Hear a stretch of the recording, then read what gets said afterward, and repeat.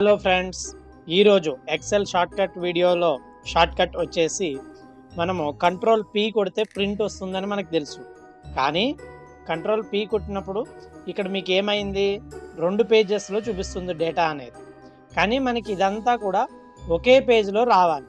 దానికోసం మనం ఏం చేయాలి అంటే ఈ పేజ్ లేఅవుట్లోకి వెళ్ళి ఇక్కడ విడ్త్ అనేది ఉంది కదా, ఈ ఆటోమేటిక్ ఉన్న దగ్గర 1 పేజ్ అని సెలెక్ట్ చేయాలి. అలాగే మనకి కాలమ్స్తో పాటు రోస్ కూడా అన్ని రోస్ ఒకే షీట్లో రావాలి అంటే కనుక ఇక్కడ హైట్ దగ్గర కూడా 1 పేజ్ అని సెలెక్ట్ చేయాలి. సెలెక్ట్ చేసి ఇప్పుడు కంట్రోల్ పి ఆప్షన్ కొడితే కనుక మనకి మొత్తం అనేది ఒకే పేజ్లో చూపించింది. చూడండి, 1 షీట్లో ప్రింట్ కావాలి, మనం మొత్తం ఒకే దాంట్లో తీసుకోవాలి అని అనుకునే వాళ్ళకి ఈ షార్ట్కట్ అనేది బాగా యూజ్ అవుతుందండి. సో ఇదండి ఇవాల్టి షార్ట్కట్ వీడియో వచ్చేసి.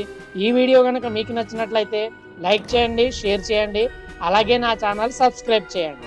Thank you for watching.